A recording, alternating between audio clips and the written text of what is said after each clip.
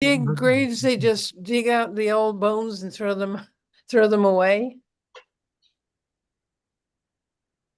I'm not sure. I'm not sure what they do with the bones. That's a good point. Have you ever been to the catacombs in Paris? I've been on No. top of them. I mean, it's actually a very interesting tour because they dug up a bunch of cemeteries, is my understanding, and they just put the bones in mass in this underground place. I think it was at like a quarry or something, and you can now like tour it. And probably you're going to think less of me that I actually paid the money to go. You walk through, No, that's and a good it's really tourist interesting. attraction. Like they check your bags on the way out because believe it or not, people are taking bones. So, but it is actually I found quite fascinating because it is an interesting way of dealing with. Okay, so what do you do in terms of burying people when you've got limited urban space? Yes. And you have a church which only until only recently was opposed to cremation. Yeah. Well, I got a couple of things to say about that, which you may or may not know about, which is that in the 18th or 19th century, it was discovered that Paris was sinking Hmm. significantly, dangerously. And a fella came up with a plan to go into the graveyards and the paupers' cemeteries and harvest the femurs, and taking the femurs to make a lattice structure to literally hold Paris up.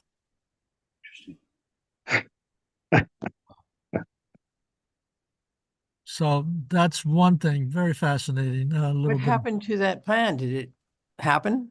Yeah, It did? yeah, yeah. Paris is held up, at least in part, by thigh bones. Huh. Pretty odd, right? Is that But true? Interesting. it's you know, as an ecological type guy and as a thrifty type guy, I think it's a brilliant plan. Very efficient. Very Yeah. efficient, and the dead get to participate in the civic life. I like that. And I wonder if there's a memorial to them, thanking them all for their leg bones. For their support. For their support, yes, For their yes. support. Due to the support of our ancestors, You know, we Yeah, exist today. there is a thing I believe called a charnel house where they throw the old bones and the skulls. And I can remember when I was a kid going into, I can't even remember where now, but I was with some other kids. We met some other kids and they brought us into a graveyard and where they had the skulls, where they used to play with the skulls. Now, Mhm. my memory of the skulls were they weren't white; they were like sort of green, like there was a kind of a mold on them. Yeah, okay, like maybe a moss was growing all over. Yes, yes. Now, you can rest assured this isn't a story I shared with my parents. And they didn't tell you that when they were kids, they did the same thing. Probably. you know, It works on both sides, you know. it is. Uh, It's interesting though, and I don't think we're off topic because this is the sort of thing Shakespeare's dealing with this in this scene. Okay, so what do we do with the dead?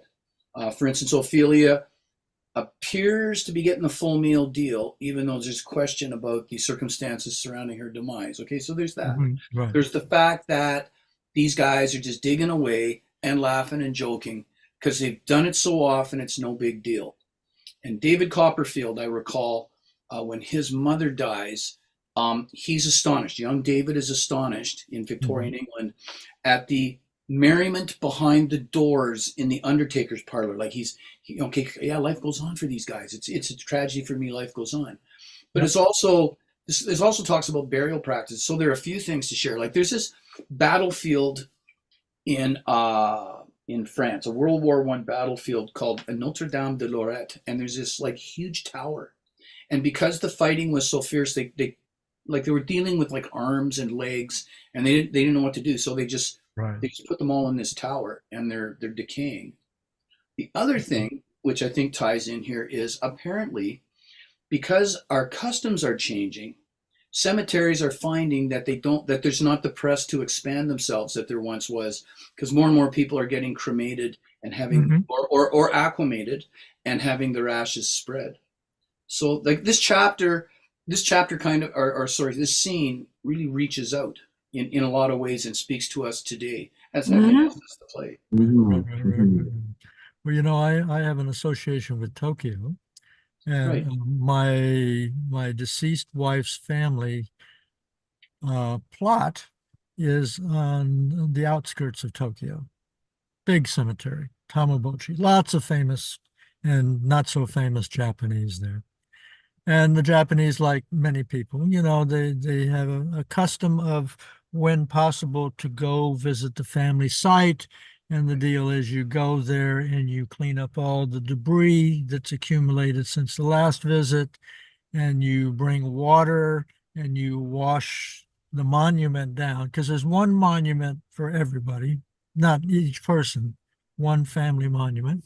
You wash it down, you take the old incense ashes out, you put new sticks of incense in, you put flowers in these special flower holders, and then you light the incense, and the visitors go to where they can see the family monument, and they clap 3 times and bow and do a little meditation, and then leave to go off to eat dinner together. Mhm. Do you eat at the my sister-in-law is of Chinese ancestry Okay, and they actually eat at the grave. Do the Japanese do that as well, Duncan? you can. Okay. You can, but in our particular family, we tended to go off to a nearby restaurant. There's a whole bunch of restaurants not so far away. So the last time we went, which was in 2020, early 2020, we went to like a Buddhist compound nearby that had a nice soba restaurant, and ate and talked and wandered through the grounds of the Buddhist uh, temple there. Mhm. Does it tend to be a solemn occasion, or is there a lot of sort of laughter and celebration? It's very practical. Mhm. The solemn part is you you you are kind of compelled to do the ceremony. Right? You're compelled to go there. You're compelled to clean up. But even in the cleaning up, other than wanting to get it done, so you don't chit chat too much, um, there's talk and all that kind of thing. It all comes together when the incense is lit and the flowers are there, and you do the hand clapping. Mhm. Mm. And My then brother, Mhm. yeah, James. my brother's wife is Japanese as well, and they live in Australia, and they all went to Japan. Herself, my brother was a child, and her brother came over from the Chicago, I think he is. But it was to mark the anniversary of her father, and it was like it was a number. It was a very significant number, Hmm. but my brother couldn't remember what the number was. Oh, you mean how many years after his death, sort of number? Yeah, that's right. Like it was a significant number. Like that, and this number was very important. I mean, it Yeah, had to be this year. there had to be that. Yes, I was involved in that sort of thing a little bit. My wife's father had died 2 or 3 years before we met and before I moved to Japan. And the father, had left. It was a very fractious family. Uh, so the father knew it was going to be hard for them to organize. And so he left money, sufficient money that they could hire a banquet hall and pay for the banquet and meet on one of these auspicious years when you have to do this sort of thing. The other side of all that is when you go to the graveyard, you begin to see the graves or the grave sites that no one has visited. in years.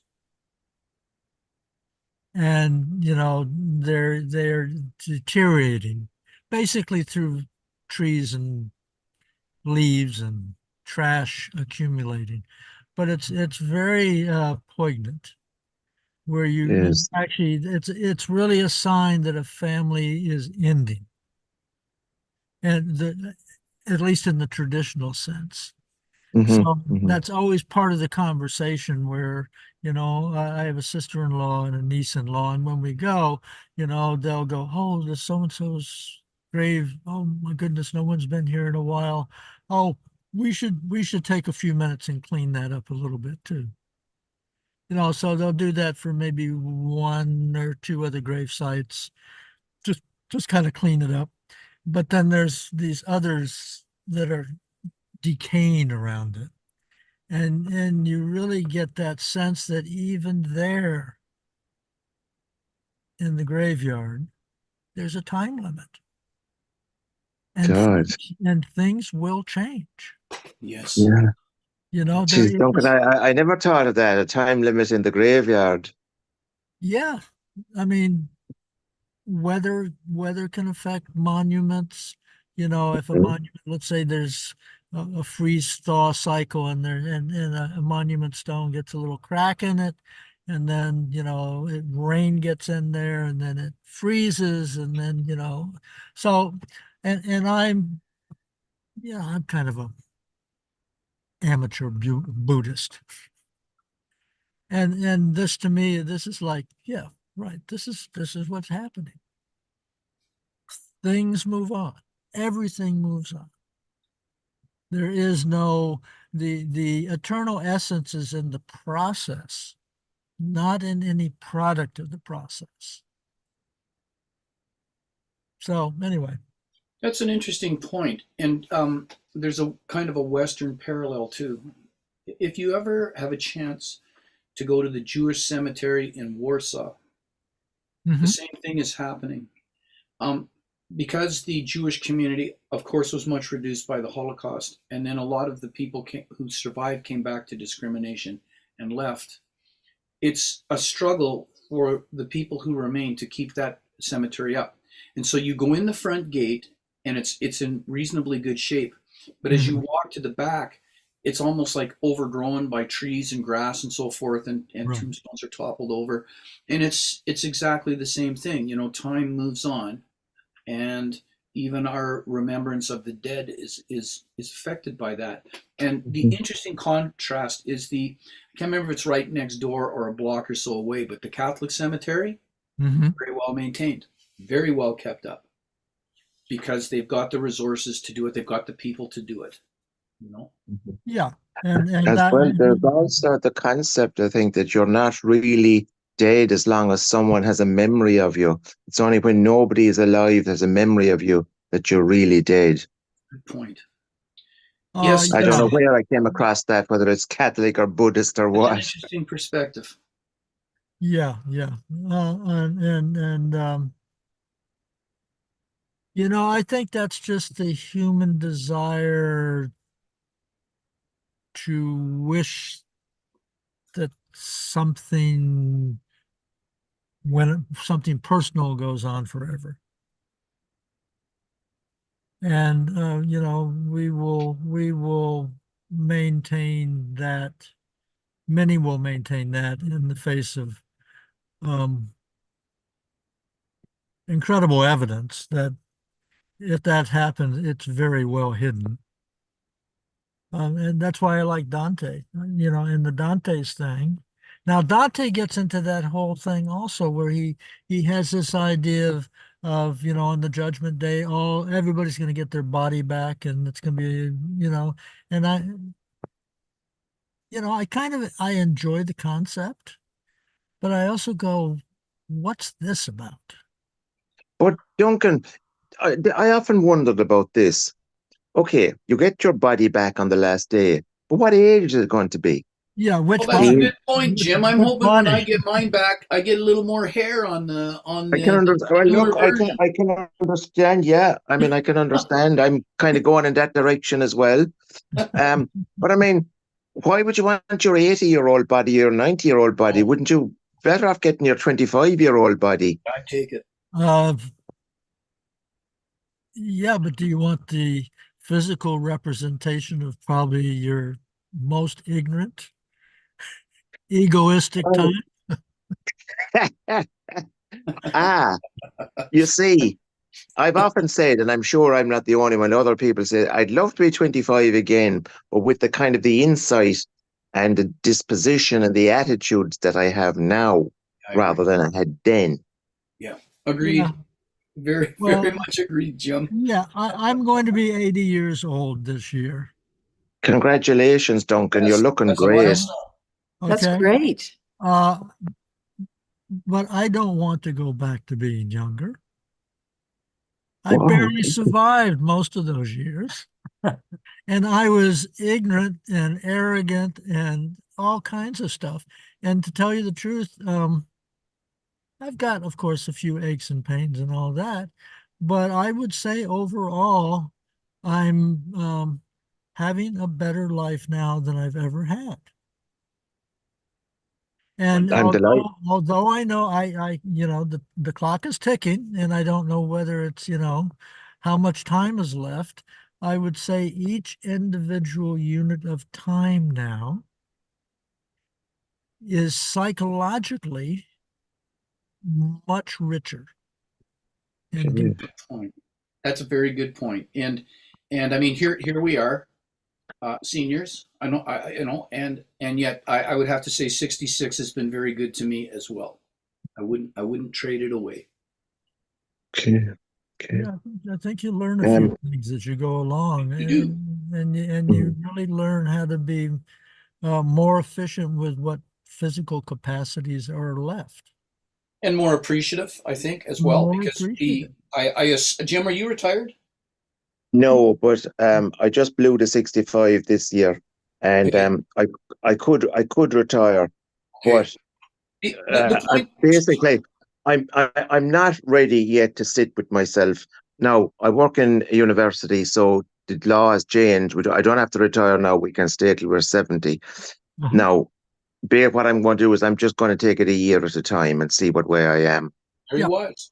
Yeah, yeah. Very Great. wise. Yeah.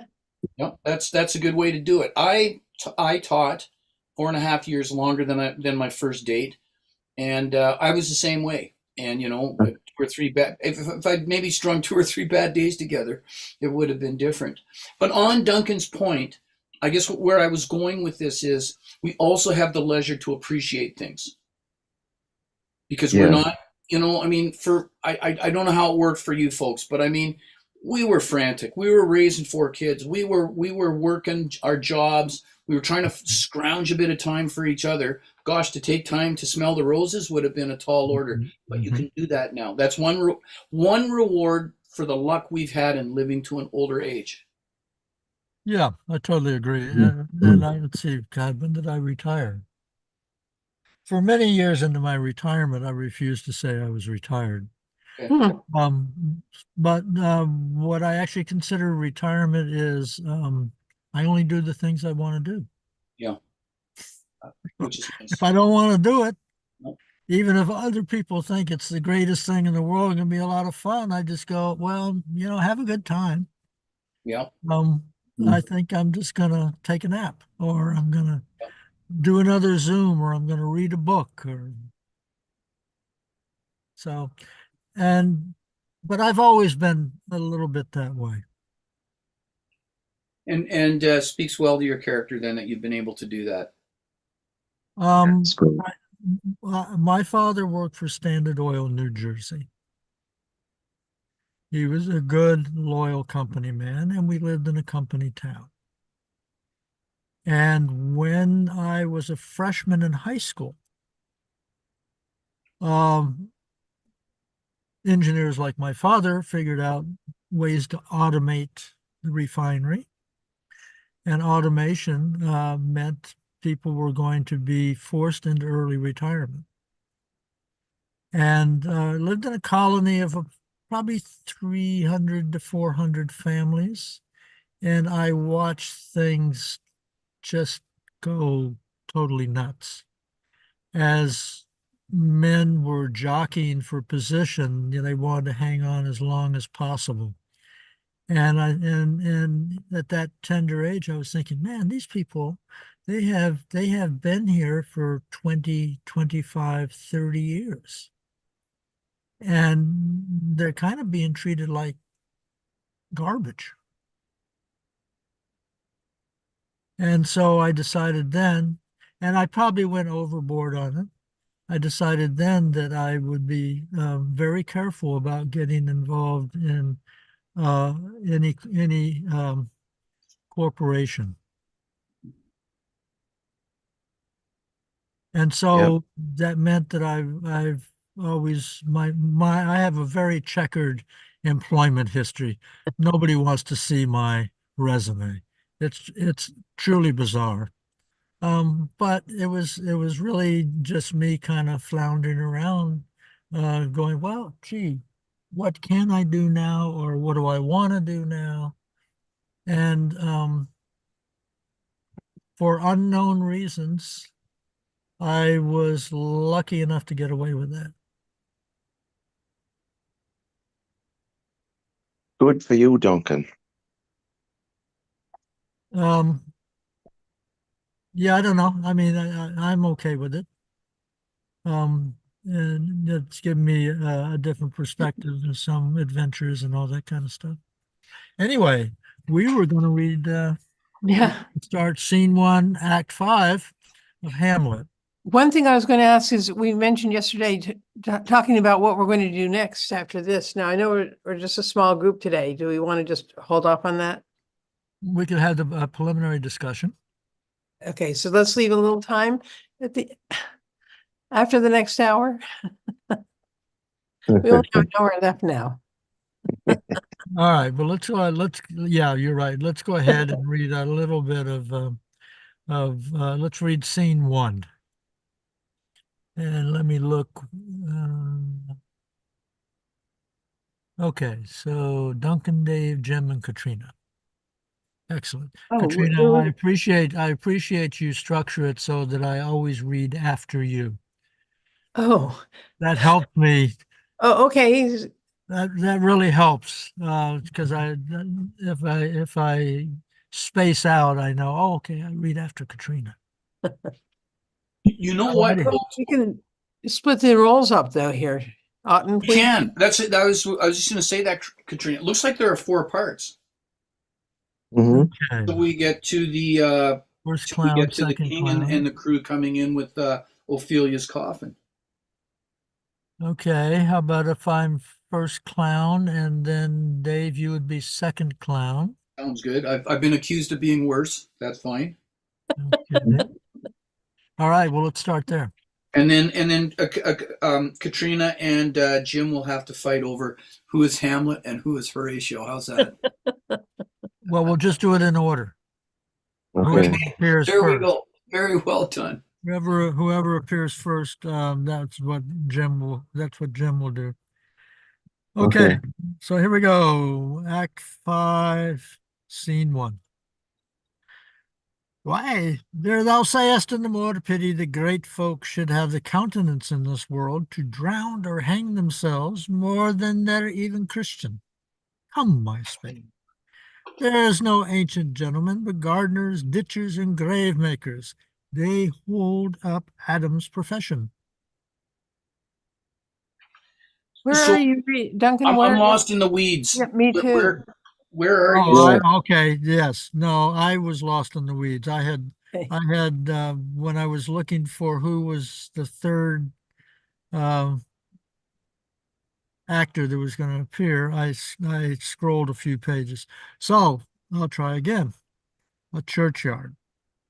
Enter 2 clowns with spades and mattock. First clown. Is she to be buried in Christian burial that willfully seeks her own salvation? I tell thee she is. Therefore make her grave straight. The coroner had sat on her and finds it Christian burial. How can that be? Unless she drowned herself in her own defense. Why, tis found so. Ah, it must be se offendendo. It cannot be else, for here lies the point. If I drown myself wittingly, let's see, here lies the point. If I drown myself wittingly, it argues an act. And an act has three branches. It is to act, to do, and to perform. Argal, she drowned herself wittingly. Nay, but hear you, Goodman Delver. Give me leave. Here lies the water. Good. Here stands the man. Good. If the man goes to this water and drown himself, it is willy-nilly he goes. Mark you that?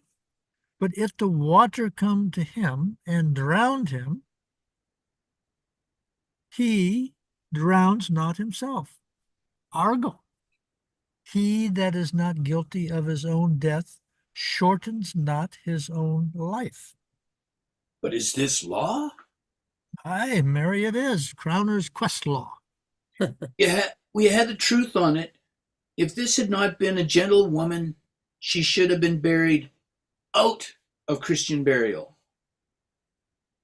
Why, there thou sayest, and the more pity that great folk should have the countenance in this world to drown or hang themselves more than they're even Christian. Come, my spade, there is no ancient gentleman, but gardeners, ditchers, and grave makers. They hold up Adam's profession. Was he a gentleman? Ah, he was the first that ever bore arms. Why, he had none. What? Art a heathen? How dost thou understand the scripture? The scripture says Adam digged. Could he dig without arms? I'll put another question to thee. If thou answerest me not to this purpose, confess thyself. Go to. What is he that builds stronger than either the mason, the shipwright, or the carpenter? The gallows maker, for that frame outlives 1,000 tenants. I like thy wit well and good faith. The gallows does well. How does it well? It does well to those that do ill. Now, thou dost ill to say the gallows is built stronger than the church. Argal, the gallows may do well to thee. To it again, come. Who builds stronger than a mason, a shipwright, or a carpenter? Aye, tell me that and unyoke. Marry, now I can tell. Enter Hamlet and Horatio at a distance. Cudgel thy brains no more about it, for your dull ass will not mend his pace with beating, and when you ask this question next, say a grave maker. The houses that he makes last till doomsday. Go, get thee to Yargan, such me a stoop of liquor. In youth, when I did love, methought it was very sweet to contract all the time for a my behove, and methought there was nothing to meet. Has this fellow no feeling of his business that he sings in grave making?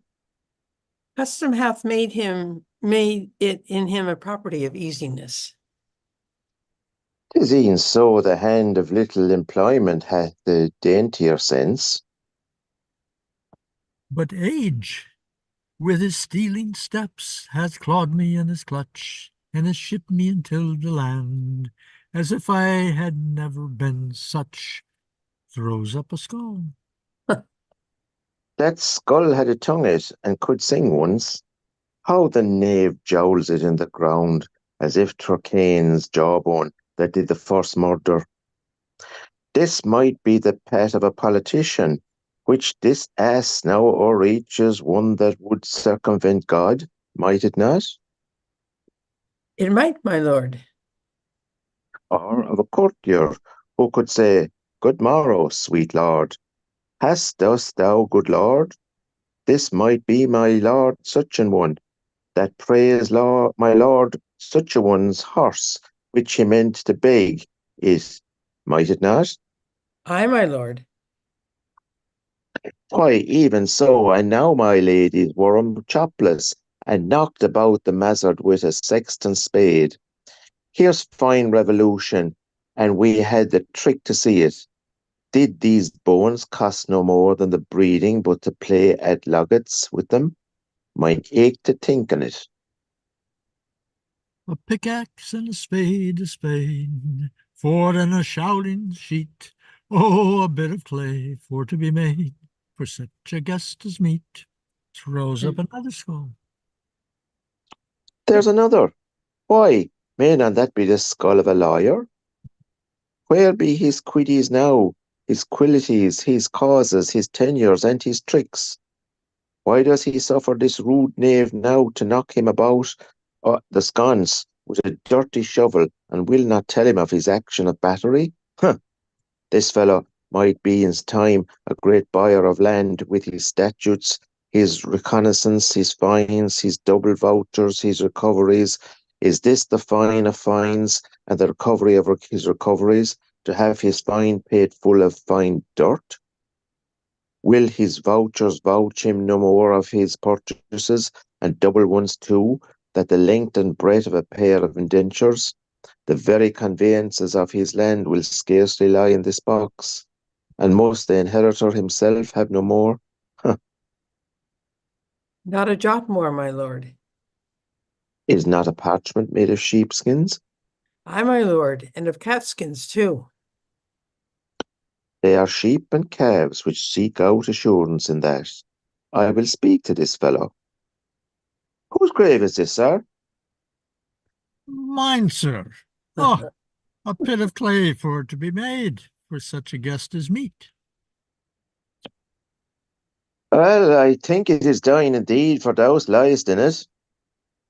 Ah, you lie out on it, sir, and therefore it is not yours. For my part, I do not lie in it, and yet it is mine. Thou dost lie in it, to be in it, and say it is thine. 'Tis for the dead, not for the quick, therefore thou liest. Ah, 'tis a quick lie, sir. 'Twill away again for me to you. What man dost thou dig it for? For no man, sir. What woman then? For none neither. Who is to be buried in it? One that was woman, sir, but rest her soul, she's dead. Oh, how absolute the knave is. He must speak by the card, or equivocation will undo us. By the Lord, Horatio, this 3 years I have took note of it. The age is grown so picked that the toe of the peasant comes so near the heel of the courtier, he galls his kib. How long hast been thou a grave maker?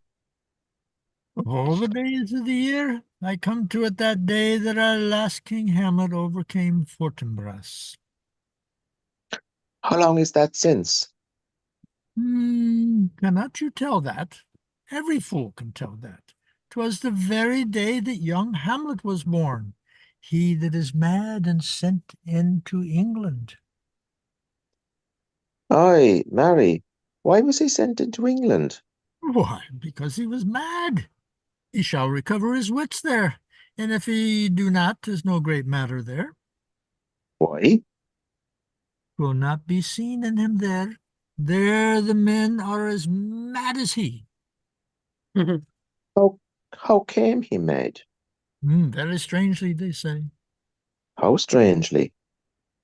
Faith, even with losing his wits. Upon what ground? Why, here in Denmark I've been sexton here, man and boy, 30 years. How long will a man lie in the earth ere he rot? Faith, if he be not rotten before he die, as we have many pocky courses nowadays, that will scarce hold the laying in. He will last you some 8 year or 9 year. A tanner will last you 9 year. Why he more than another? Oh, well, sir, his hide is so tanned with his trade, that he will keep out water a great while. And your water is a sore decayer of your whoreson dead body. Here's a skull. This skull has lain in the earth 23 years. Whose was it? A wholesome mad fellows it was. Who do you think it was? Nay, I know not. Ah, a pestilence on him for a mad rogue. I poured a flagon of Rhenish on my head once. This same skull, sir, was Yorick's skull, the king's jester. This? In that. Let me see. I knew him, Horatio, a fellow of infinite jest, of most excellent fancy. He had borne me on his back 1,000 times, and now how abhorred in my imagination it is, how gorge rises at it. Here hung those lips that I have kissed, I know not how oft. Where be your jibes now, your gambols, your songs, your flashes of merriment, that were wont to set the table on a roar? Not one now to mock your own grinning, quite chop-fallen. Now get you to my lady's chamber, and tell her, let her paint an itch.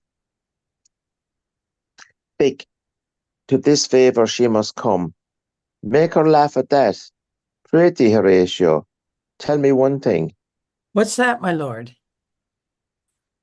Dost thou think Alexander looked in this fashion in the earth, E'en so. and smelt so?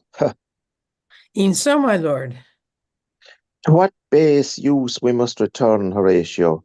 Why may not imagination trace the noble dust of Alexander till he find it stooping a bunghole? We're to consider too curiously to consider so. No fate, not a jot, but to follow him thither with modesty enough and likelihood to lead it, as thus: Alexander died, Alexander was buried, Alexander returned to dust. The dust is earth, of earth we make loam, and why of that loam whereto he was converted, which they not stop a beer barrel? Imperious Caesar, dead and turned to clay, might stop a hole to keep the wind away. Oh, that what earth which keep the world in awe, should patch a wall to expel the winter's flaw. But soft a while.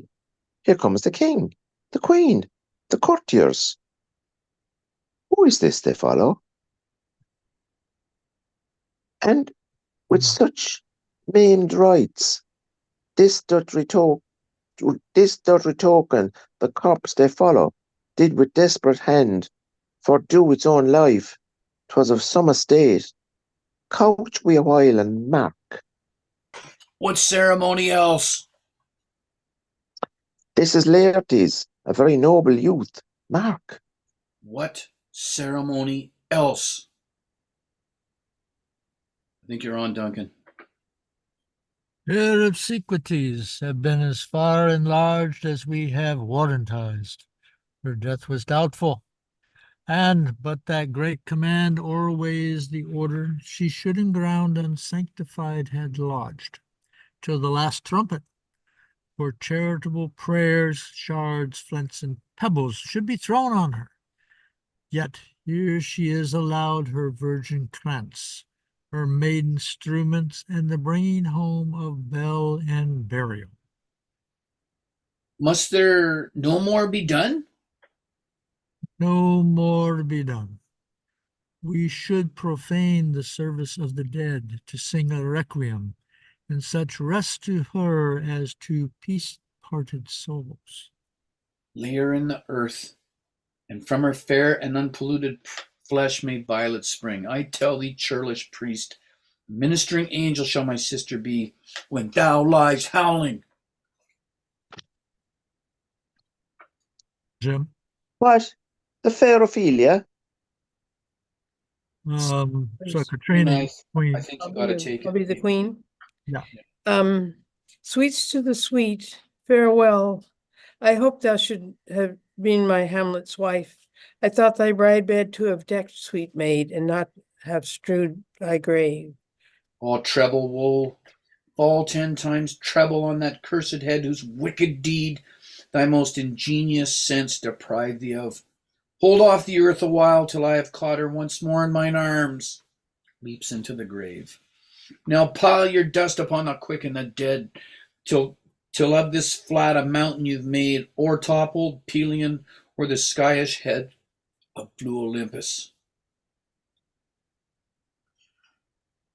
Jim? What is he whose grief bears such an emphasis, whose phrases of sorrow conjures the wandering stars that make them stand like wonder-wounded bearers? This is I, Hamlet the Dane. The devil take thy soul, grapples with him. Thou prayest not well. I prithee take thy fingers from my throat, for though I am not plaintive and rash, yet I have in me something dangerous, which let thy wisdom fear. Hold off thy hand. I'll be the king. Pluck them asunder. Hamlet, Hamlet. Gentlemen, Gentlemen. Gentlemen, Good my lord, be. Oh, wait. Yeah, you're Horatio. Good my Why? lord, be quiet. why? I will fight with him upon this theme until my eyelids will no longer wag. Oh, my son, what theme? I loved Ophelia. 40,000 brothers could not, with all their quality of love, make up my sum. What wilt thou do for her? oh, he is mad, Laertes. For love of God, forbear him. Swoon, show me what thou'st do. Won't weep, won't fight, won't fast, won't tear thyself, won't drink up easel, eat a crocodile. I'll do it. Dost thou come to dine, to wine, to outface me with leaping in her grave? Be buried quick with her, and so will I. And if thou pray at a mountain, let them throw millions of acres on us, till our ground, singering his pate against thy burning zone, make us like a wart, nay, and thou mouth, I'll rant as well as thou. This is mere madness, and thus a while the fit will work on him anon, as patient as the female dove when her golden couplets are disclosed. His silence will be drooping. Hear you, sir. Oh, sorry. Hear you, sir. What is the reason that you use me thus? I loved you ever, but it is no matter. Let Hercules himself do what he may. The cat will mew, the dog will have his day. I pray thee, good Horatio, wait upon him. Exit Hamlet and Horatio. To Laertes, strengthen your patience in our last night's speech. We'll put the matter to the present push. Good Gertrude, set some watch over your son. This grave shall have a living monument. An hour of quiet shortly shall we see. Then in patience our proceeding be. Wowie zowie. Mm.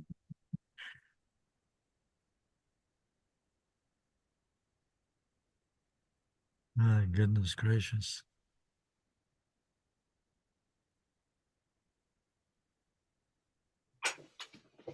I'm amazed at the role that logic plays in this.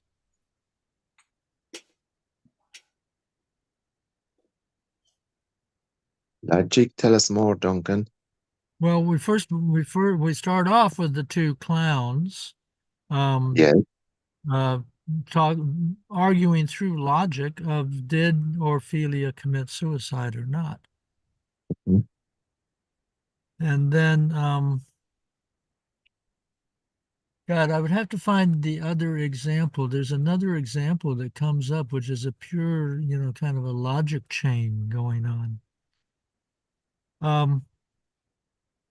So I can't give you my other examples right now because the act went on for so long that they've kind of drifted away from Would, it. would it be the two grave diggers, the way he's so pedantic about saying it isn't a man or a woman, but it was a woman? Yes, you're right. That's the Yeah. one. I thought, Yeah. man, that's really deep comic philosophy right there. Yes. Yes. Yes. And is really arguing about what is the meaning of a word. And so if a man or a woman, let's see, if a woman is dead, is she still a woman? Yeah. And that really kind of forces us to think about that. Or at least it forces me to think about that. Mhm. Mhm. And in a logical sense, no. It is the remains of a phenomena that was called a woman. Anyway, That's good.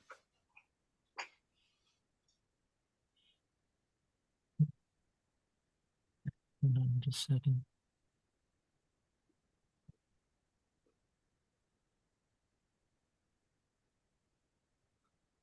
There we go. Okay, two clowns. The whole thing about drowning.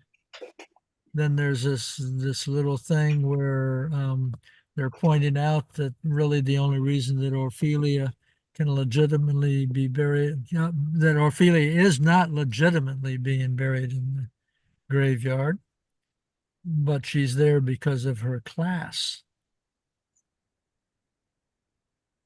And that anybody from a lower class who did the same thing would definitely not be buried in the graveyard.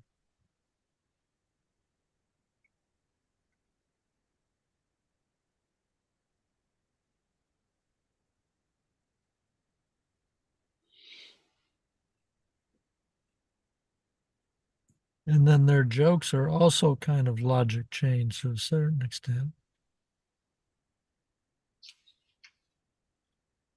What is he that builds stronger than either the mason, the shipwright, or the carpenter? Yes. The gallows maker. For that frame outlives 1,000 tenants.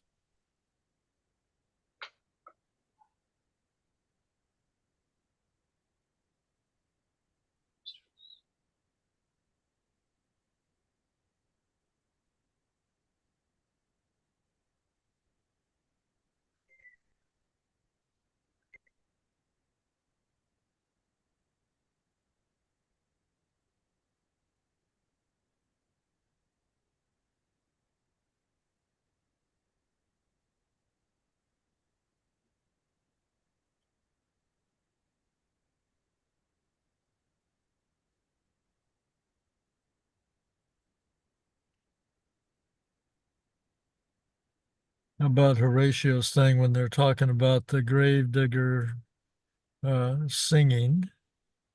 And Horatio says, custom have made it in him a property of easiness.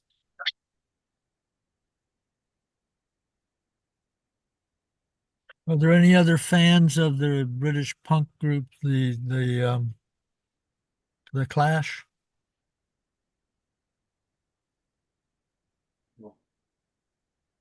Well, I suppose I've a passing admiration for them. Okay, well, you know, the leader of the Clash was a gravedigger I didn't one know. time. No. Yeah, yeah, he actually did that long enough that he. And I always thought that was an interesting background for being a punk musician and composer.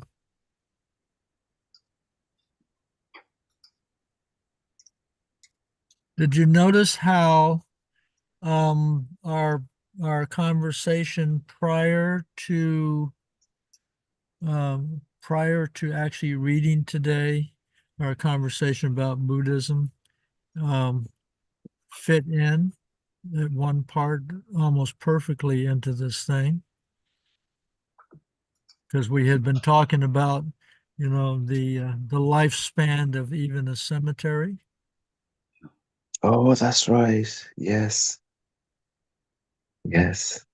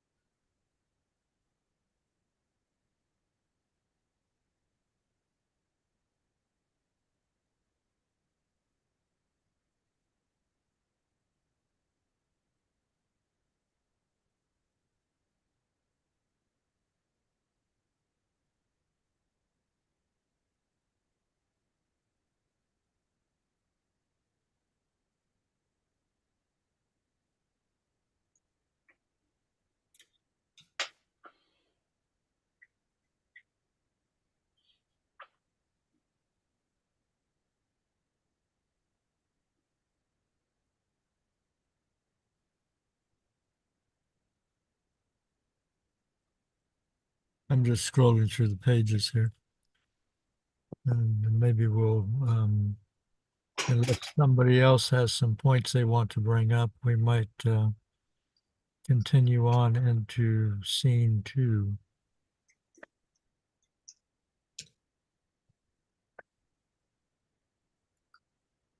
When in Hamlet's speech, alas, poor Yorick, and he says,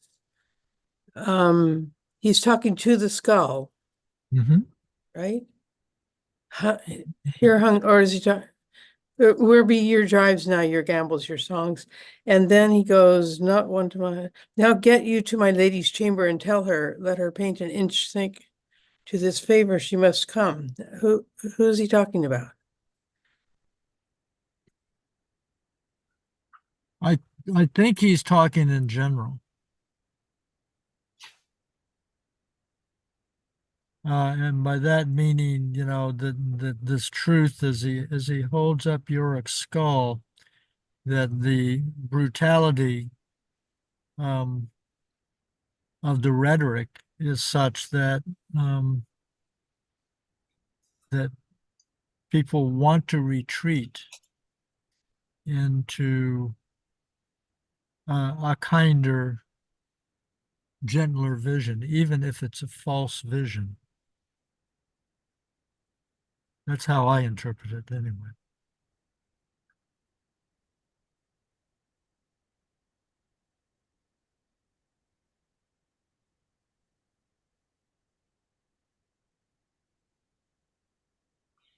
Yeah, I think that's right, Duncan. I'm looking at the notes here in my book. It says, go to the dressing room of any fashionable lady, not necessarily Ophelia, and tell her that, however well she paints her face, she will ultimately have a facial appearance like that of the skull.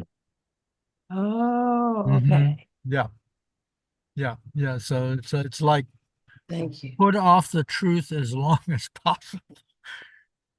Yeah. And if you know, when I read things in Tibetan Buddhism, they do that a lot.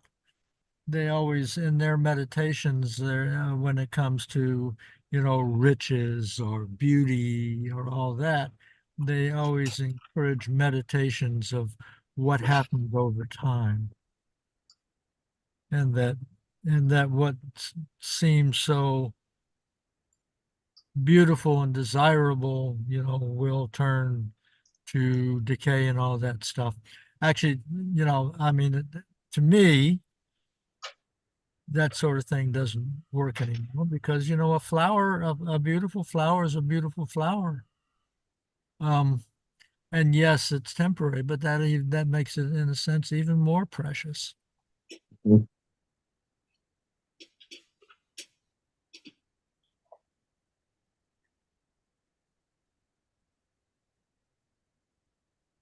But the more strict forms of Buddhism would like the practitioners to reject the beautiful flower because it will decay someday. It's impermanent. It's impermanent. And, not that as I said, I'm very much an amateur and a bumbling Buddhist. To me, it's that impermanence has its own value. And it's beautiful as long as you don't something is beautiful as long as you don't expect it to be beautiful forever.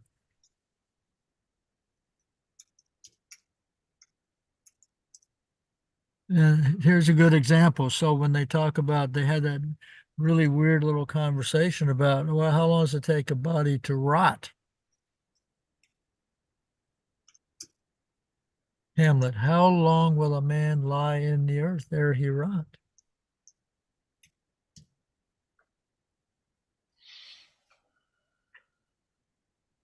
And then he brings up that a tanner will last longer.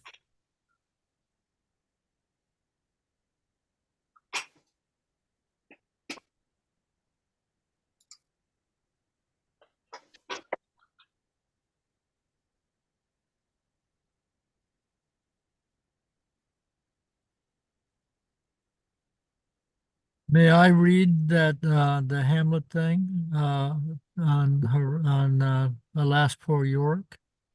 Oh yeah. Okay. So let me see. Takes the skull. Alas, poor Yorick. I knew him well, Horatio. A fellow of infinite jest, of most excellent fancy. He has bore me on his back 1,000 times. And now, how abhorred in my imagination it is, my gorge rises to it. Here hung those lips that I have kissed. I know not how oft. Where be your jibes now, your gambols, your songs, your flashes of merriment that were wont to set the table on a roar? Not one now to mock your own grinning? Quite chapfallen. Now, get you to my lady's chamber and tell her, let her paint an inch thick, to this favor she must come. Make her laugh at that. Prithee, blah, blah, blah.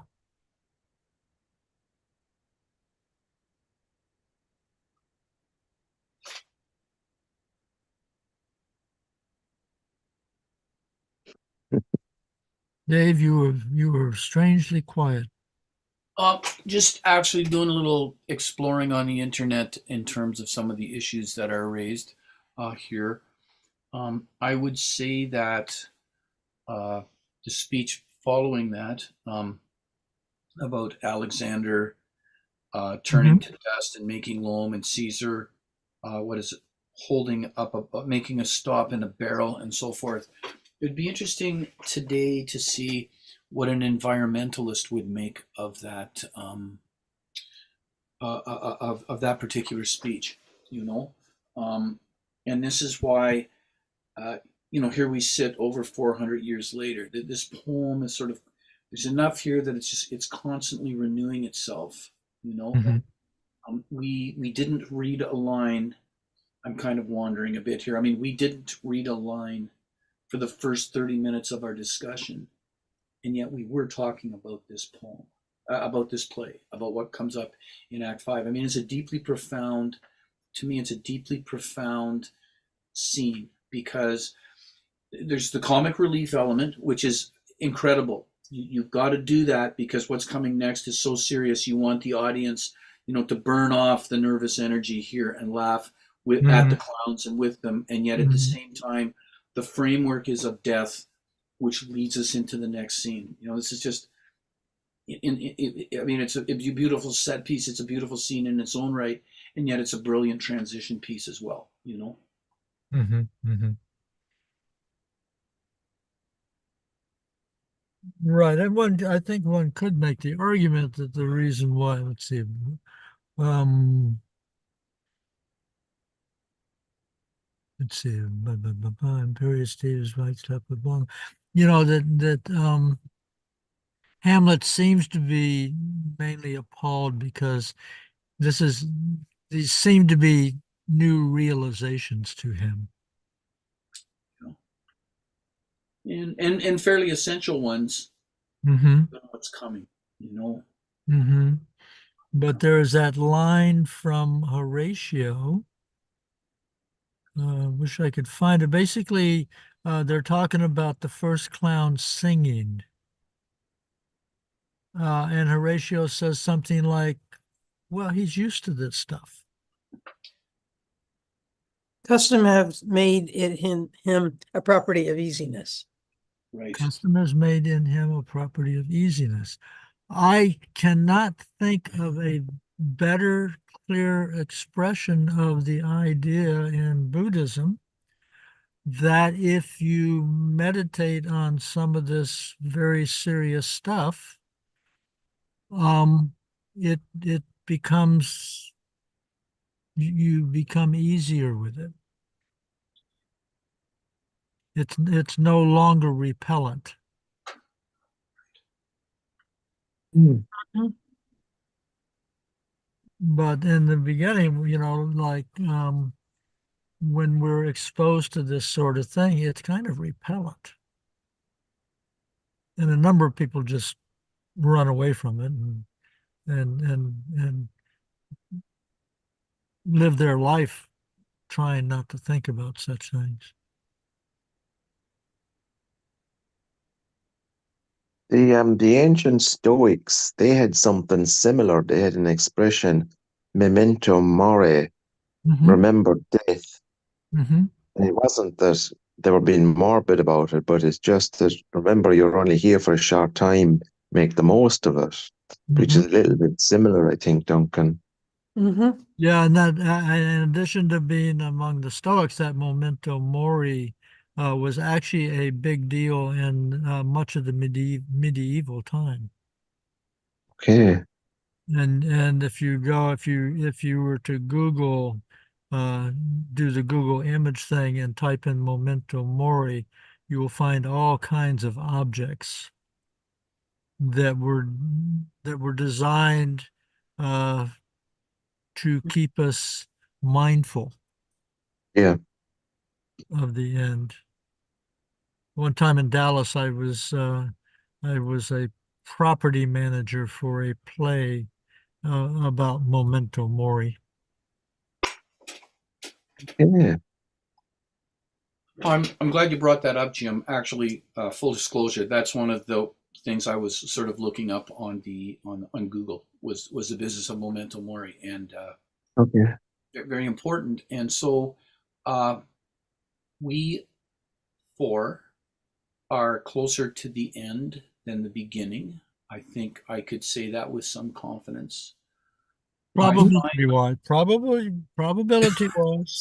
speak for yourself, Dave. Okay, Duncan. You're the only one.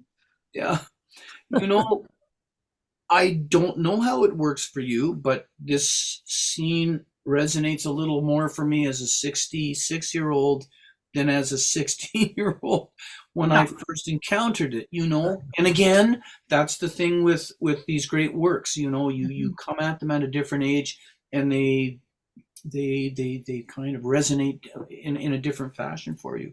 But certainly without obsessing with it, I do think about death, I guess by necessity. However, I wonder if, as a society, we think, without being morbid about it, we think enough about the fact that we're going to die, or do we? Is it something that we avoid? I had one prof.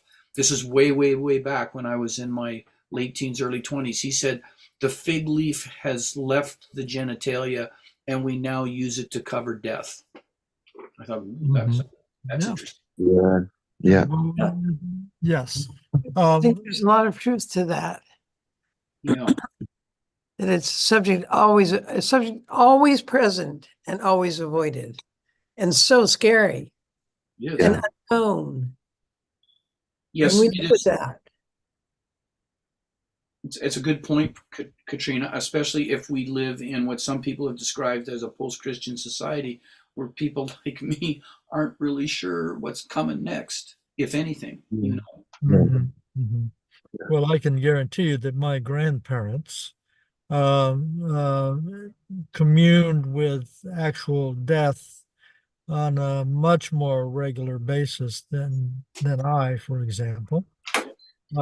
Since death in their time, there was a lot of farm death. They were raised on a farm. They killed chickens and pigs and Correct. all this sort of thing, and people got infections and they died, and the bodies were prepared at home and all that sort of thing.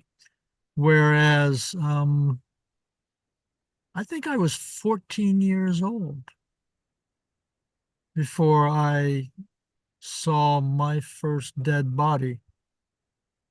Um, it was a big shock. It was a young native Aruban who had drowned. He was probably about my age. Mm. And anyway, I saw them out looking for the body. They found the body and they brought it back. And when they brought it out of the boat, I happened to be nearby. And that was a big shock and, scared me. Mhm. Right. Um, the other thing I wanted to mention, I did have a clinical practice and it was in Oriental medicine. And one of the phenomena would be I would have patients in their late 20s, early 30s, and they would come in and they would talk about how they couldn't understand what was going on, that they used to have all this energy and that they didn't seem to have as much energy anymore. And the Oriental medicine spiel basically is that when we are born, um, our parents give us a store of energy. And that is what gives us all that incredible energy when we're in our earlier years. But by the time we get to the late 20s, early 30s, most people have used that original energy up. And it is at that particular time that it's necessary to establish healthy habits in order to obtain more energy and not feeling like you're run down all the time.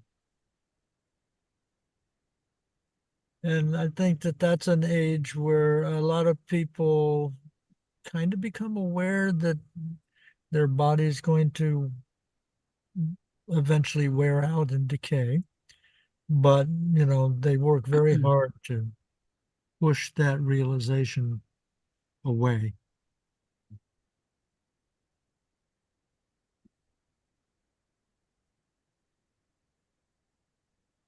And there's always that hope that maybe you'll be the one not to die or something.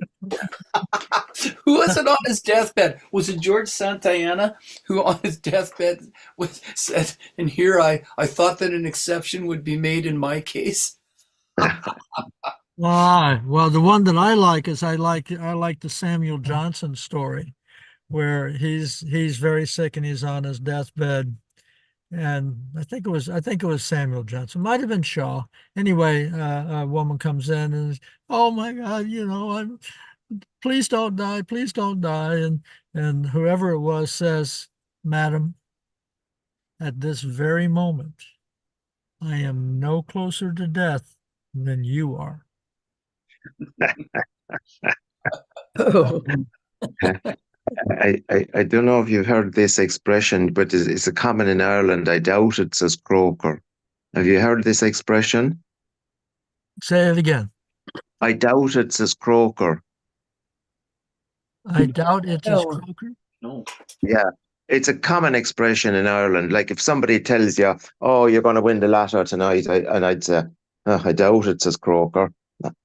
But the origin of the expression is that there was this guy, Lord Croker. He was a landlord in County Limerick. He had a massive estate. His wealth was incredible, and he was on his deathbed, and the minister came in and was trying to console him and said, "Don't worry, my lord, you're going to a better place." And allegedly, he kind of just managed to get himself up from his pillow. He looked out the window at his vast estate and he says, "I doubt it." And hence the start of the expression, "I doubt it," says Croker. I doubt it.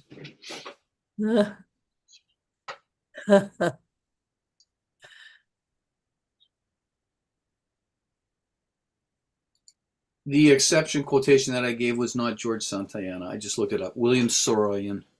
Oh, Yeah. really? Yes. Just a sec. I'm just going to. I'll read it to you. Everybody has got to die, but I've always believed an exception would be made in my case. Oh.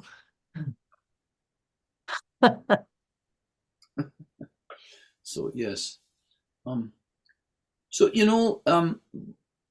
but again, just to talk about it. Okay, so why is it that we haven't seen death to the extent that our ancestors may have? And I like what you said about it. Be America and Canada, and Ireland being more rural places, and so the body would be laid out in the home, not sort of sanitized by taking it to a funeral parlor.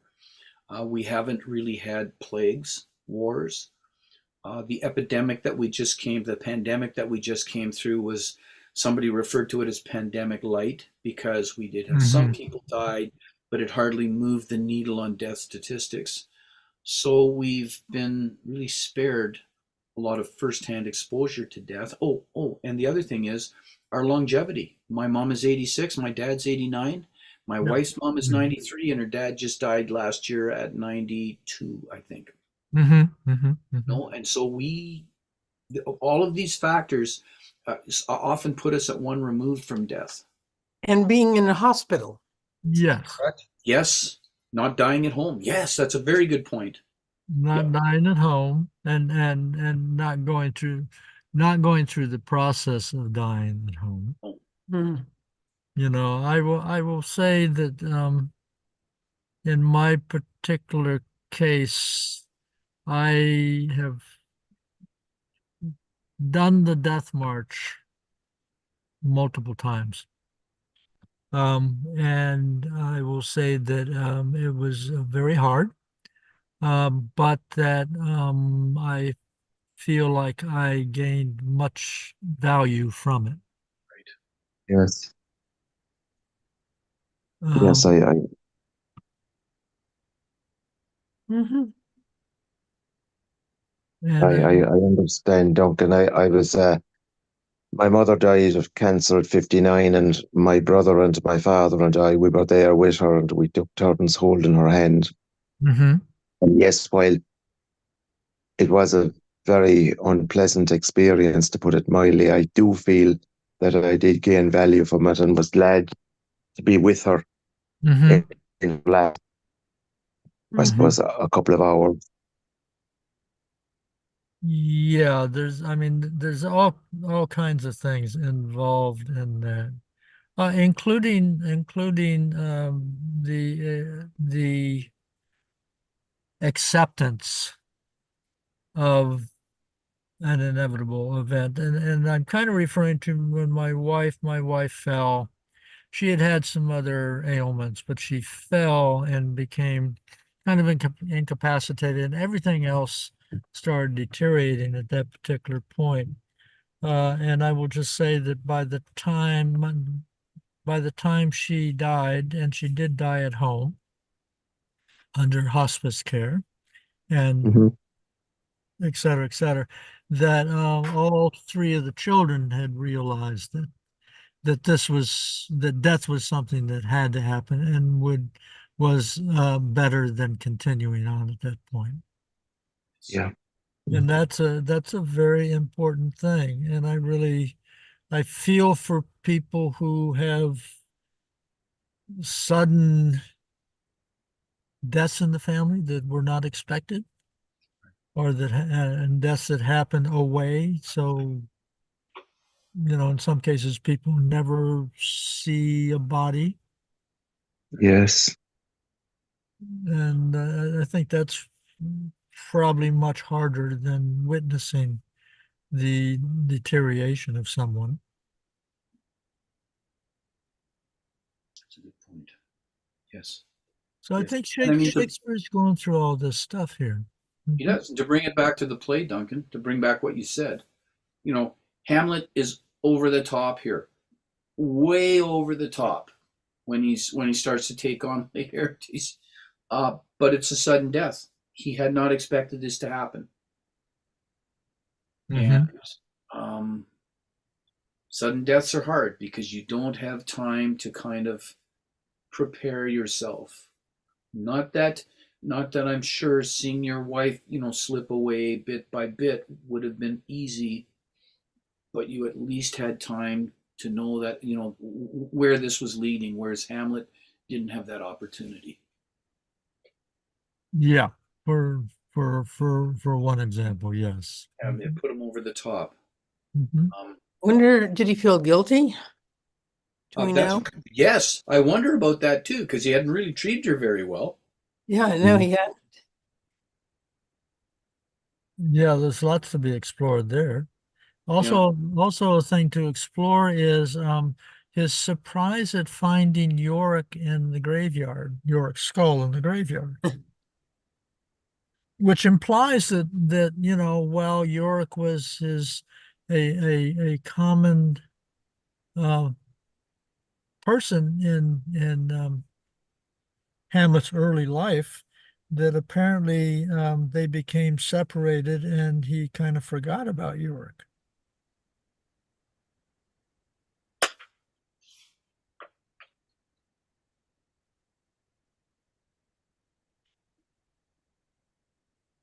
Hmm.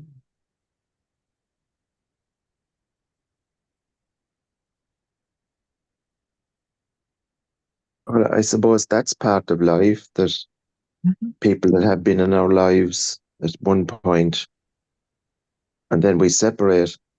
I was in when I worked my first job, my first real job. I worked for a Canadian company called Mytel, and we were sent to Ottawa for training. Myself and this other guy, Michael was his name, and I met a man who was in our class. There was only 7 in our class that graduated. We were a small class, Mm-hmm. and we were talking about this guy, that guy, and the other guy. And I said, I never see Michael around town. I wonder. Oh, he said, he's dead for the last 10 years. Mm-hmm. Hmm. So I got quite a shock. And I dug out, I rooted up for someone that's living on their own, the house is chock-a-block with books and folders and books and rubbish. Finally, I found what I was looking for. There was some photographs of us taken in Ottawa, and Mm-hmm. I got them copied and enlarged. And I got his wife's address from what we call RIP.ie, the Mm-hmm. death notices. And it was with much trepidation I took a chance. I called up to see her, and I Mm-hmm. just said I didn't know that he was dead. So Mm-hmm. she brought me in anyway. She welcomed me. We chatted about an hour and a half. But Mm-hmm. I'm still, even though that's a couple of months ago, I'm still quite shocked by it, because he was one of these characters that was really larger than life. Mm-hmm. Mm-hmm. Well, I would say that, I mean, those sorts of experiences actually help us become more appreciative Yeah, in many ways and more observant, yeah, because once we begin to realize that one, we're not going to be exceptions, and two, that everything around us is going to be changing over time. Um, I think we observe and we um, pay more attention when we can. And this is, I think Shakespeare is doing something quite marvelous here.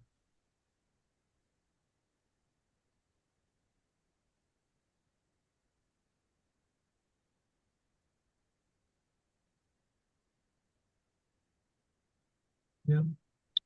Well, we are approaching our 90 minutes. Here. yeah. I would just say, and this could certainly be a parting comment. We end the scene with these 2 hotheads jumping in the grave.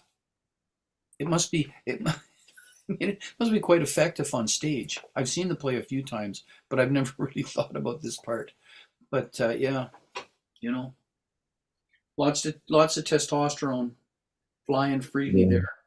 And could we also put at least one way of interpreting this as they are trying to avoid what they're just learning Yeah, by getting into a struggle with each other, that they're putting off a lot of the realizations.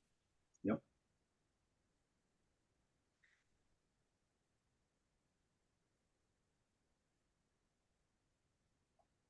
In the meantime, try not to become a beer barrel stop between now and our next reading. Right. Okay. All right. Or let's see, Imperious Caesar dead and turned to clay might stop a hole to keep the wind away. Yeah, it's interesting that he rhymes that too. Uh-huh. Yeah, let me bring this back down. So Next time, I guess we will go on to scene 2 unless someone brings up remaining discussion item related to Act 5, Scene 1. I think this is a very good note on which to end the session and say goodbye. Yep. Thanks, everybody. This has been Thank you. Okay. Thank you, very everybody. valuable. Yeah,